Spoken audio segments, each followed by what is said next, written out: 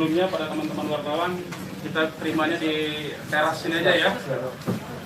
Baik, bismillahirrahmanirrahim. Assalamualaikum warahmatullahi wabarakatuh.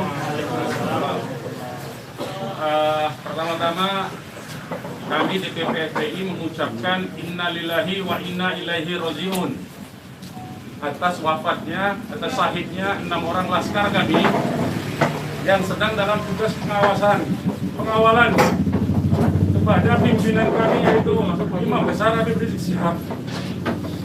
Semoga ke-6 laskar tersebut diterima syahidnya. Yang kedua, kami sampaikan alhamdulillah Imam Besar kami bersama keluarga dan cucunya alhamdulillah dalam keadaan sehat. Amin. Ya. Dan saat ini sedang dalam pemulihan sebetulnya. Jadi saya di samping kanan saya perkenalkan dulu adalah Kiai Haji Sobri Lubis, adalah Ketua Umum DPP FPI. Di belakangnya adalah Panglima Laskar Pembela Islam Ustadz Maman Suryadi. Di belakang saya Wakil Panglima Laskar Pembela Islam Ustadz Jordan, dan ada pengurus FPI di belakang kita. Jadi pertama-tama saya mau sampaikan bahwa kami sebelum ada pengumuman dari pihak Polda, yang tadi itu pun kita dapatnya dari televisi, sebelum kita mendengarkan pernyataan dari pihak Polda, itu kita masih menganggap keenamnya dalam status hilang. Makanya pernyataan kita yang pertama keluar itu adalah pernyataan statusnya masih dalam keadaan hilang, kita sebutkan. Karena itu pernyataan dibuat pagi hari ya, sebelum kita mendengar kabar bahwa keenamnya sudah syahid. Nah, kemudian saya mau jelaskan kronologi backgroundnya dulu, bahwa beberapa hari yang lalu ya, memang ada beberapa pengintai di Pondok Pesantren Habib Rizik, yaitu hari Jumat ya. Hari Jumat itu ada beberapa pengintai yang ditugaskan oleh institusi resmi negara. Ya, saya tidak mau sebut. Oleh institusi resmi negara yang ditugaskan mengintai 24 jam. Mereka menggunakan drone dan peralatan canggih lainnya. Dan kemudian ada komunikasi dari laskar yang menjaga Pondok Pesantren Habib Rizik di Megamendung itu dengan para pengintai. Karena kebetulan mereka terjebak dengan cara pengintaian mereka sendiri yang tidak profesional. Ada komunikasi antara laskar penjaga markas Syariah Megamendung dengan para pengintai. Ya. Ada 3 orang yang berhasil dikomunikasikan dan kita mendapatkan semua data-datanya. Ya, data-datanya kita dapatkan semua, identitasnya kita dapatkan semua, dan ternyata pengintaian itu bukan cuma terjadi di Megamendung, di lokasi Pondok Pesantren Habib Rizik, tetapi juga di Petamburan sini. Posisinya di sebelah sana, ya, posisi para pengintai. Ada foto-fotonya kita dapatkan. Kemudian juga di Sentul yang sempat dilakukan aksi demonstrasi. Artinya yang saya mau sampaikan di sini, Habib Rizik sejak kepulangannya memang diintai 24 jam. Ada 30 orang. Masih di Sentul, 10 orang di Megamendung. Jadi kita sudah tahu sebetulnya. Ya, kita sudah tahu.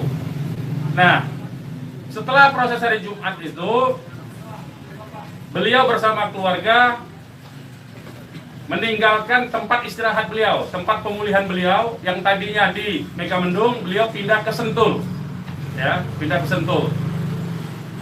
Kemudian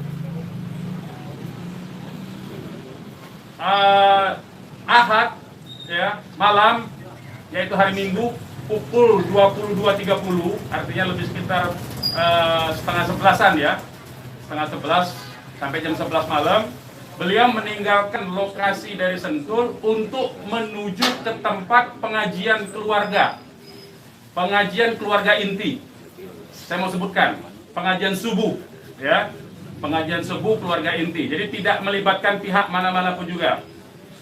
Dengan 4 mobil keluarga. Di dalam mobil ada istri beliau, ada anak dan ada menantu. Artinya ada perempuan di dalam mobil itu. Dan ada cucu beliau. 2 orang masih bayi, 3 orang balita. Ya. Jadi di rombongan Habib Rizik itu ada balita, ada bayi dan masih belum 1 tahun dan ada balita. Itu yang saya mau tegaskan. Jadi ini adalah perjalanan keluarga biasa. Beliau mau melakukan pengajian keluarga saja, karena biasa pengajian subuh keluarga. Ya. Nah, di dalam perjalanannya lebih kurang pukul 12.30 artinya setengah 1 malam, rombongan beliau dengan dikawal. Beliau menggunakan keluarga menggunakan 4 kendaraan roda 4 dan dikawal oleh 4 mobil juga oleh laskar. Ya. Nah, di dalam perjalanan ada orang yang menguntit sejak dari keluarnya beliau dari Sentul itu. Ya. Terus dikuntit dan akhirnya para penguntit ini berusaha memotong entah apa tujuannya. Kita sebut karena kita tidak tahu apakah dia petugas resmi atau bukan, karena dia tidak berseragam, ya. Harus disebut tidak berseragam. Ini orang-orang tidak berseragam. Berusaha memotong rombongan, ya, dan menyetop kendaraan. Nah, para pengawal tentu saja bereaksi untuk melindungi, ya, untuk melindungi Imam Besar Habib Rizik Syihab. Itu reaksi normal, karena memang mereka bertugas untuk mengawal. Reaksi normal. Yang patut diberitahukan kepada teman-teman pers semua, bahwa fitnah besar kalau laskar kita disebut membawa senjata api dan tembak-menembak. Fitnah itu. Laskar kami tidak pernah dibekali dengan senjata api. Kami terbiasa tangan kosong. Kami bukan pengecut.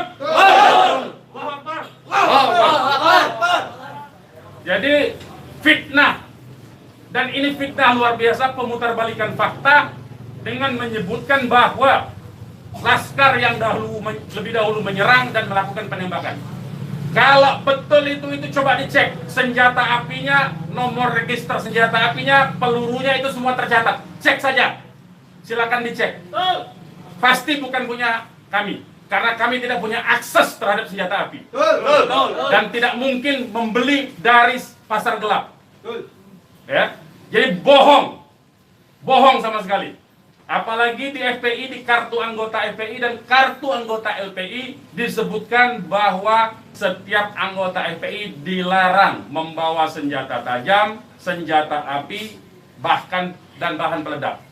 Itu dilarang di kartu anggota kita punya. Ya. Nah, jadi upaya-upaya memfitnah, memutarbalikkan fakta hentikanlah. Ya. Hentikanlah. Nah, kemudian kejadiannya, ya, kenapa kami menyatakan laskar kami dalam keadaan hilang? Karena memang kami belum tahu keberadaannya di mana. Itu membuktikan bahwa mereka dibunuh dan dibantai, saudara-saudara. Ya.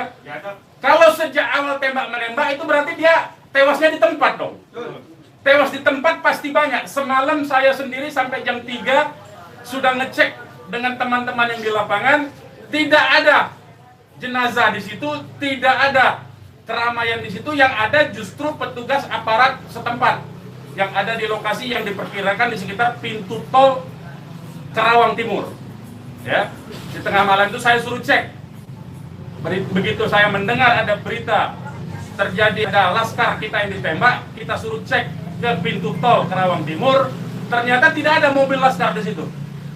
Mobil laskar tidak ada, jenazah tidak ada. Kalau itu memang tembak menembak dan tewas di tempat, itu pasti ada jenazah di situ. Pasti membutuhkan proses lama untuk evakuasi di situ. Tetapi ini tidak ada. Dan bahkan saudara-saudara perlu ketahui, teman-teman media, sempat salah satu laskar mengirimkan voice note rintihan dari salah satu laskar kita yang ditembak. Itu artinya apa? Itu artinya laskar kami dibawa ke satu tempat dan dibantai di tempat itu. Dibantai di tempat lain. Itu artinya. Dan kemudian waktu kemudian setelah voice note terkirimkan, tidak ada lagi HP dari laskar 6 orang itu yang aktif kita hubungi.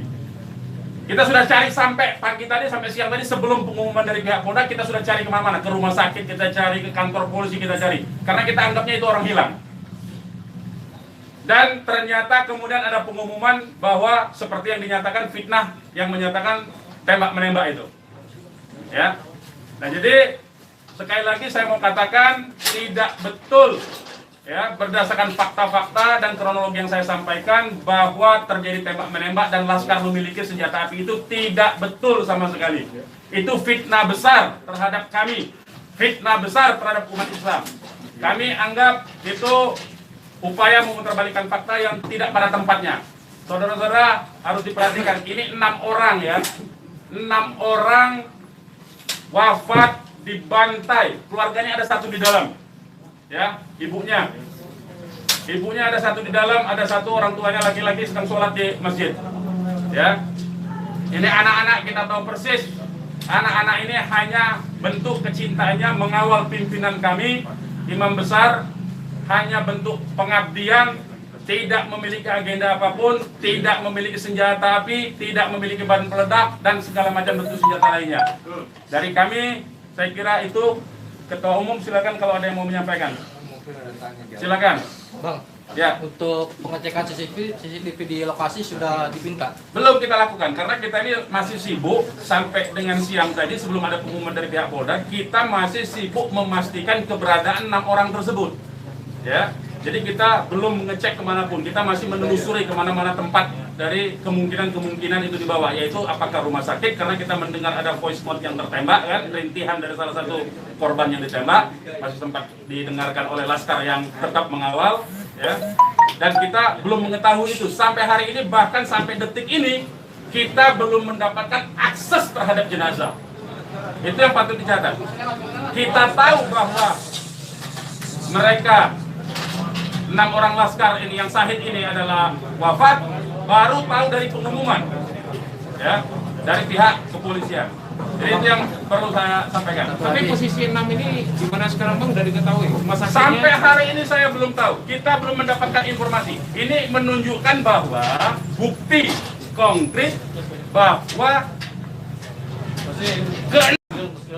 jenazah ini dalam kontrol dan kendali penuh, artinya kan.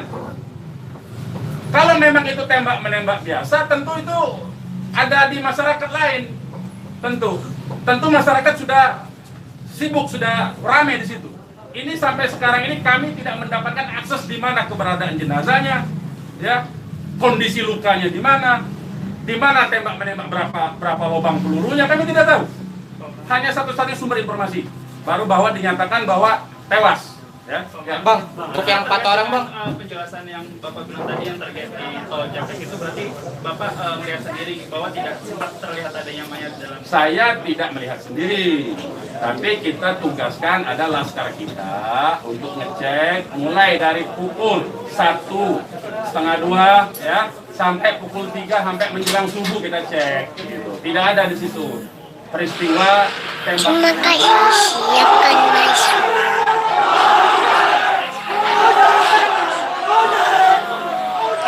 Terima kasih. Siapkan masuk. Lokasi yang kita duga tempat terjadinya itu.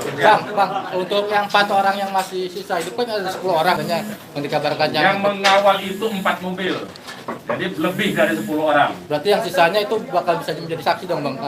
Insya Allah bisa, ya, insya Allah bisa. Tapi konsentrasinya 2 mobil konsentrasi terus melakukan pengawalan terhadap Habib Rizik, ya. Yang 2 mobil lagi itu yang berhadapan dan untuk upaya ditangkap oleh pihak yang kita belum tahu sampai sekarang. Tapi diakui oleh mereka itu sebagai polisi kan. Mestinya kalau polisi, saya mau katakan, kalau polisi dalam upaya penyidikan itu mestinya penyerahan surat. Kan surat sudah diserahkan, untuk apa lagi dikuntipkan? Habib Rizik tinggal datang atau tidak kan? Kalau dia datang kan ada upaya-upaya hukum yang mereka gunakan berdasarkan kewenangan mereka. Tidak perlu ada kuntit-mengkuntit seperti itu. Ya, jadi ini menjadi catatan penting ya. Ini menjadi catatan penting. Habib Rizik sudah dipanggil dan kita sudah mendatangi hari ini pengacara kita. Ya, jadi tidak ada kaitan itu dengan bahwa Habib Rizik seperti apa tidak ada. Ya, itu proses mekanisme hukum biasa.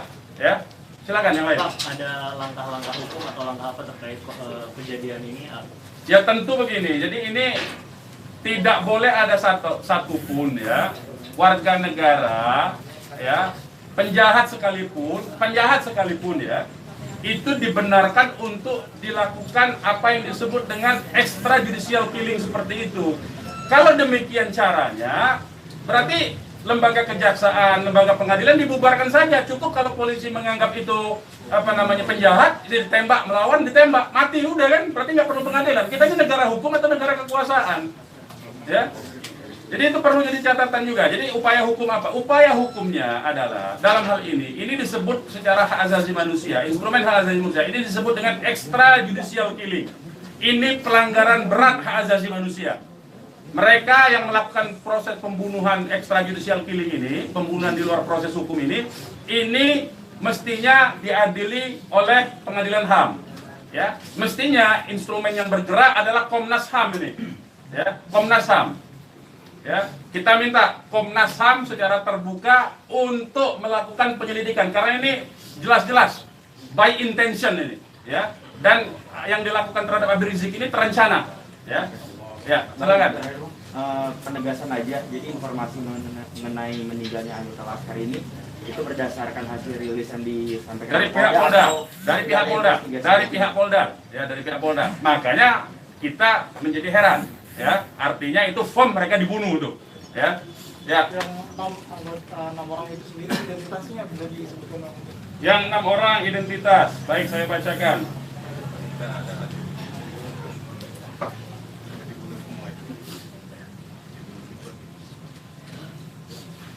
Saya bacakan nama-nama laskarnya ya. 1 Faiz. Ini nama panggilan, kita belum cek nama aslinya ya. Ini baru nama panggilan dari teman-temannya yang mengabarkan.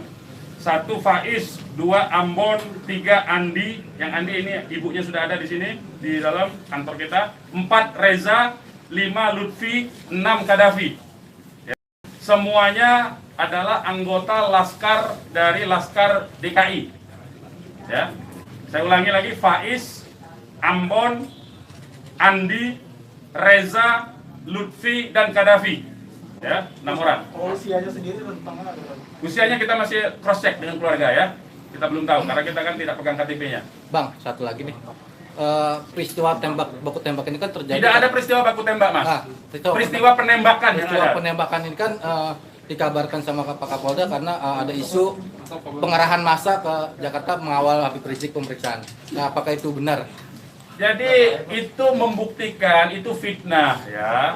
Habib Rizik itu menuju luar Jakarta, bukan menuju dalam Jakarta. Jadi kebohongan-kebohongan seperti itu tidak layak dikutip menurut saya.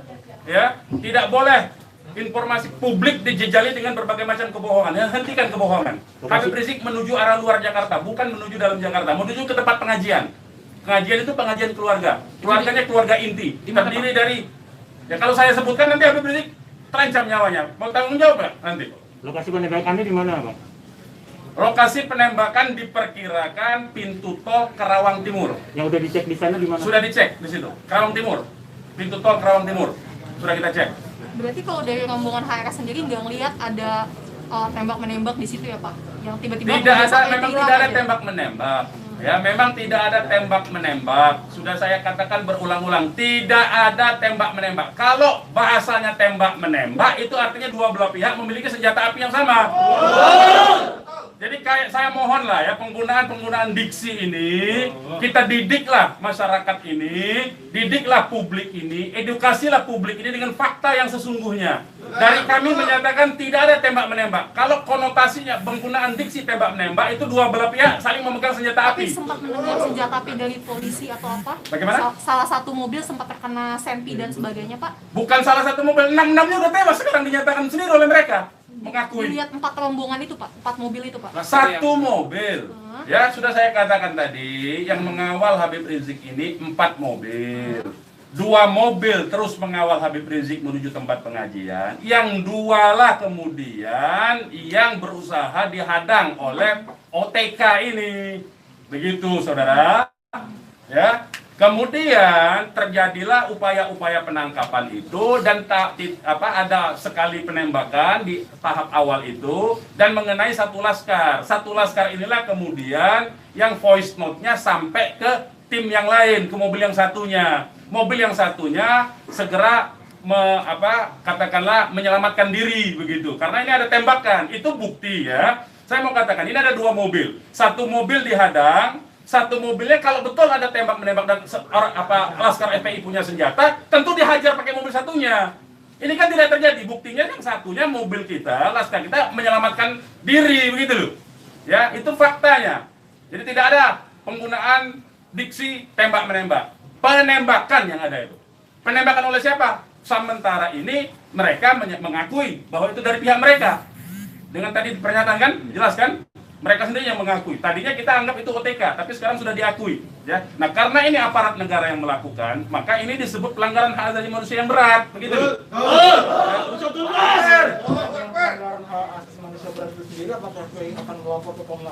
Oh iya, kita akan berupaya tentu saja. Ya, kita akan menggunakan seluruh mekanisme hukum untuk melaporkan peristiwa ini. Ini tidak boleh didiamkan. Sebab bisa saja nanti Anda semua akan ditembak nanti kalau kritis.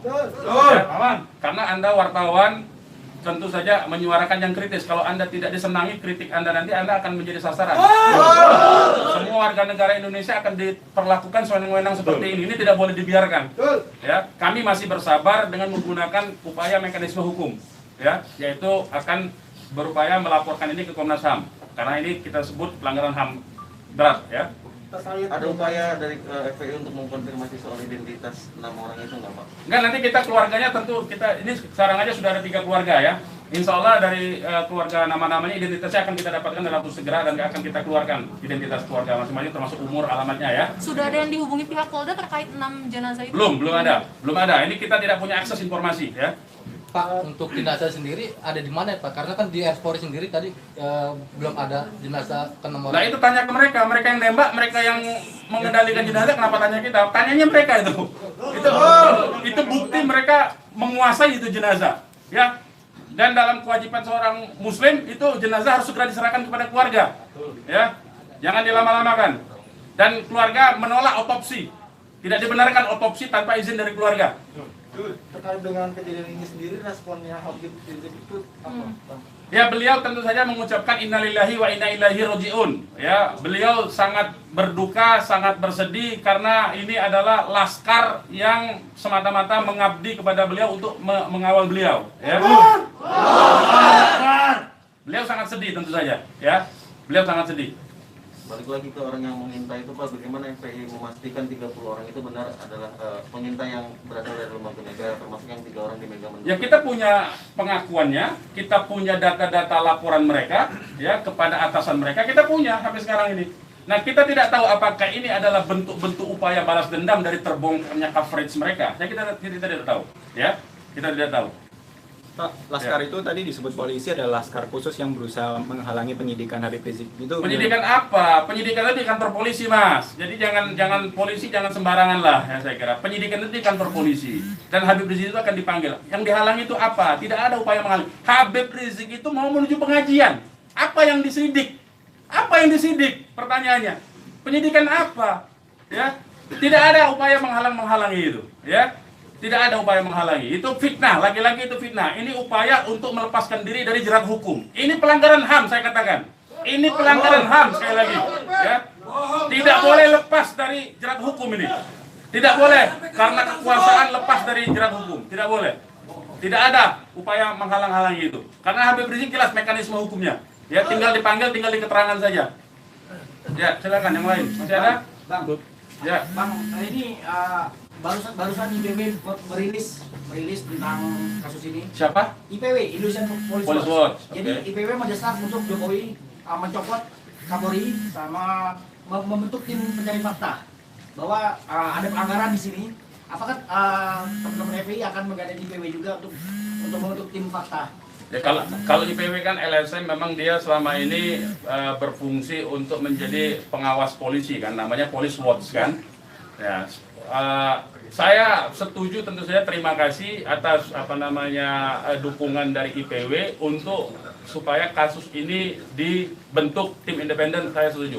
Tim independen itu tentu saja menurut saya harus dipimpin oleh Komnas HAM karena kewenangan itu ada di Komnas HAM ya. Baik, yang lain. Ada rencana untuk melapor ke Propam juga mungkin, Bang? Ya jeruk makan jeruk nantinya, Mas. Ya, jeruk makan jeruk. Nah, ya. Nanti ini yang jelas ini saya katakan ini ada unsur dugaan kuat pelanggaran hak asasi manusia yang berat. Ya. Karena dia pelanggaran hak asasi manusia yang berat, maka kewenangan itu ada di Komnas. Ya, bukan lagi di Propam. Kalau Propam itu sekedar profesi saja. Ya. Oke, yang lain kalau tidak ada kita ini. Bang. Ya, ini mungkin insyaallah ta'ala kita akan masukkan juga untuk bisa membuat tim pencari fakta dari DPR dan seluruh instansi yang terkait agar supaya tim independen bisa segera dilaksanakan, bisa terlaksana dengan yang berwibawa, dengan banyak instansi sehingga kita bisa melihat meminimalisir celah-celah kebohongan ya. Jadi seperti itu. Insya Allah Ta'ala dengan tim pencari fakta independen untuk bisa menguak bagaimana peristiwa ini yang sebenarnya, walaupun kita sudah melihat bagaimana fitnahan-fitnahan yang ditujukan kepada Front Pembela Islam maupun kepada laskar-laskar kami itu semuanya, tapi tetap perlu untuk bisa terkonstruksikan ya dengan data-data dan bukti-bukti, insya Allah Ta'ala dengan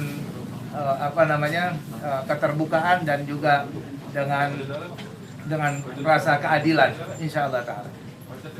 Oke, silakan yang lain teman-teman kalau masih ada. Sekarang Pak Habib Rizik posisinya sedang di mana? Oh, kalau kami kasih tahu nyawa Habib Rizik yang terancam. Mohon maaf ya, kita tidak bisa kasih tahu soal itu.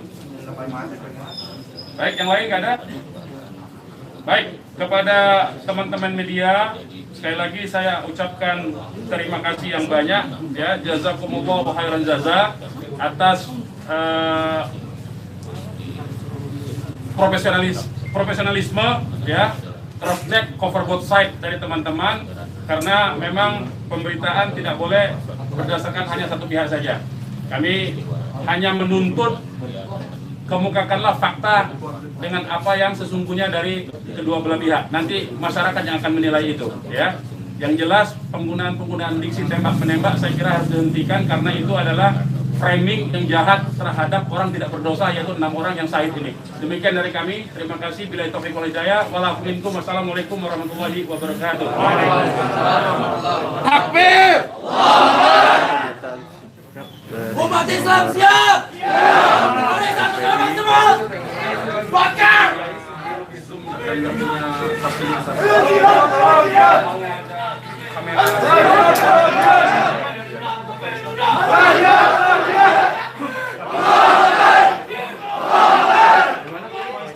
Menerima Bapak Saya belum pegang, tapi itu keterangan dari komandan timnya. Saya memang belum minta ya. Itu dari korban bernama siapa Pak? Yang voice note itu? Bagaimana? Atas nama siapa korban voice note itu Pak? Itu juga belum tahu. Itu voice note-nya itu dikirim itu sangat cepat sekali. Kita belum tahu. Saya sendiri belum dapat. Tapi itu keterangan voice note dari komandan yang mengawal Habib Rizik semalam. Ya, berarti isinya teriakan saat rintihan ya. Ada rintihan mengadu kesakitan seperti itu. Hanya sebentar, hanya beberapa detik. Dari nomor siapa dikirimnya Pak? Apa dari nomor laskar atau nomor yang tidak dikenal? Nomor laskar dong, nomor laskar. Itu kan mereka kan punya komunikasi di antara mereka. Gitu ya. Beredarin gambarnya. Ya ini betul. Itu semua ya. Itu sudah saya sebarkan di antara beberapa teman. Jadi saling berbagi saja ya. Benar ya Bang? Benar itu benar. Itu benar itu. Soalnya saya cek lagi. Ya betul. Itu 6 orangnya itu. Oke, ada lagi? Gak ada ya. Terima kasih banyak ya teman-teman ya. Makasih banyak. Boleh di sini ya. Di hubungin aja ya. Nah, tolong di nanti 4:30 ya. Di dalam ya. Atribusinya masih Saya sekum sekaligus kuasa hukum dari para korban ya, karena saya profesi saya hari-hari itu memang pengacara ya. Nah. sekum masih sama Pakai telepon Oh bisa, silakan boleh itu ya. Tapi pakai telepon ya. Anda saja ya. Karena saya telepon saya nggak ada yang bisa dikontak. Hanya WA talk. Jadi sementara WA jaringannya sangat jelek kalau dia ya. Jam berapa? Karena ini 4:30 soalnya. Oke, sebentar lagi ya. Terima kasih teman-teman ya semuanya. Mohon maaf atas ketidaklayakan tempatnya ya. Ya.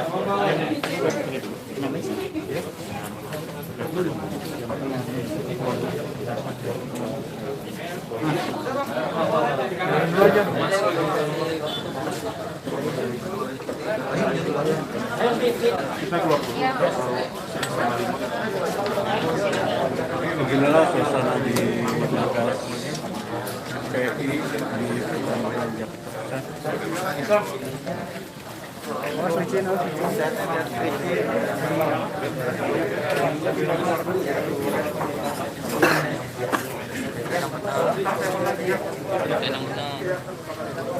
Bukan banget beritanya nggak enakin dititip tadi. Awalnya kami nyerang.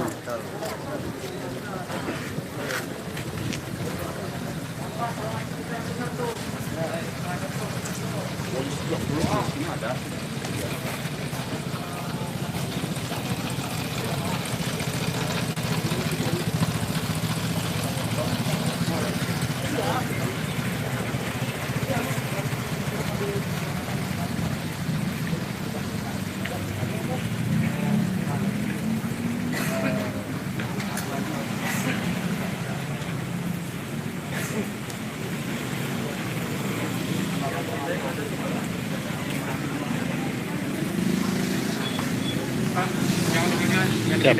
Oke. Siap.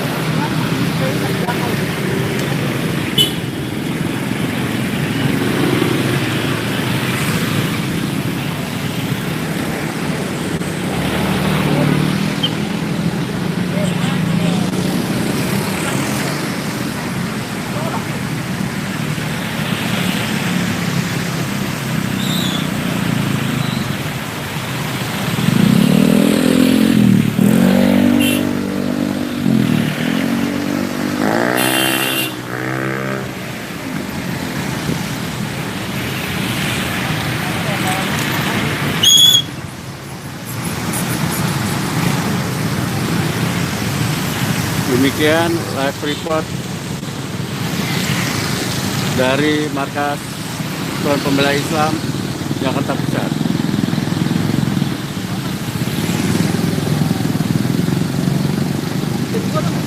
Masih ada tuh.